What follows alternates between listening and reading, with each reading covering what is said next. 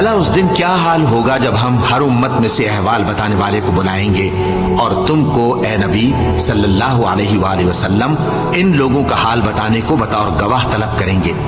اس روز کافر اور پیغمبر کے نافرمان آرزو کریں گے کہ کاش ان کو دھسا کر زمین برابر کر دی جاتی، اور وہ اللہ سے کوئی بات چھپا نہیں سکیں گے۔ مومنو، جب تم نشے کی حالت میں ہو تو جب تک ان الفاظ کو جو منہ سے کہو سمجھنے نہ لگو نماز کے پاس نہ جاؤ، اور جنابت کی حالت میں بھی نماز کے پاس نہ جاؤ یہاں تک کہ غسل کر لو۔ ہاں، اگر بحالت سفر رستے چلے جا رہے ہو اور پانی نہ ملنے کے سبب غسل نہ کر سکو تو تیمم کر کے نماز پڑھ لو، اور اگر تم بیمار ہو یا سفر میں ہو یا کوئی تم میں سے بیت الخلا سے ہو کر آیا ہو یا تم نے عورتوں سے مقاربت کی ہو اور تمہیں پانی نہ ملے تو پاک مٹی لو اور منہ اور ہاتھوں کا مسح کر کے تیمم کر لو، بے شک اللہ معاف کرنے والا ہے، بخشنے والا ہے۔ بھلا تم نے ان لوگوں کو نہیں دیکھا جن کو کتاب سے حصہ دیا گیا تھا کہ وہ گمراہی کو خریدتے ہیں اور چاہتے ہیں کہ تم بھی رستے سے بھٹک جاؤ، اور اللہ تمہارے دشمنوں سے خوب واقف ہے،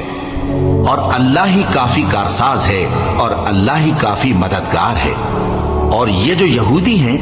ان میں کچھ لوگ ایسے بھی ہیں کہ کتاب اللہ کے کلمات کو ان کے مقامات سے ہٹا دیتی ہیں اور کہتے ہیں کہ ہم نے سن لیا اور نہیں مانا، اور کہتے ہیں سنو نہ سنوائے جاؤ، اور زبان کو مروڑ کر اور دین میں طعن کی راہ سے تم سے گفتگو کے وقت راعینا کہتے ہیں، اور اگر یوں کہتے کہ ہم نے سن لیا اور مان لیا اور صرف اسمع اور راعینا کی جگہ انظرنا کہتے تو ان کے حق میں بہتر ہوتا اور بات بھی بہت درست ہوتی، لیکن اللہ نے ان کے کفر کے سبب ان پر لعنت کر رکھی ہے تو یہ کچھ تھوڑے ہی ایمان لاتے ہیں۔ اے کتاب والو،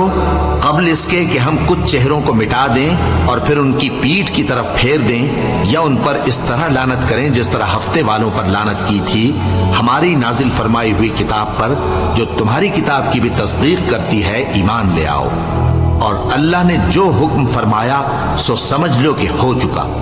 اللہ اس گناہ کو نہیں بخشے گا کہ کسی کو اس کا شریک بنایا جائے۔ تو تم جادو کا سامان اکٹھا کر لو اور پھر قطار باندھ کر آؤ، آج جو غالب رہا وہی کامیاب ہوا۔ جادوگر بولے کہ موسیٰ، یا تو تم اپنی چیز ڈالو یا ہم اپنی چیزیں پہلے ڈالتے ہیں۔ موسیٰ نے کہا بلکہ تم ہی پہلے ڈالو۔ جب انہوں نے چیزیں ڈالیں تو یکا یک ان کی رسیاں اور لاٹھیاں موسیٰ کے خیال میں ایسی آنے لگیں کہ وہ میدان میں ادھر ادھر دوڑ رہی ہیں۔ اس وقت موسیٰ نے اپنے دل میں خوف محسوس کیا۔ ہم نے کہا خوف نہ کرو، بلا شبہ تم ہی غالب رہو گے، اور جو چیز یعنی لاٹھی تمہارے داہنے ہاتھ میں ہے اسے ڈال دو کہ جو کچھ انہوں نے بنایا ہے اس کو وہ نگل جائے گی۔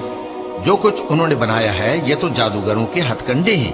اور جادوگر جہاں بھی جائے کامیاب نہیں ہوگا۔ اس پر جادوگر سجدے میں گر پڑے، کہنے لگے کہ ہم موسیٰ اور ہارون کے پروردگار پر ایمان لائے۔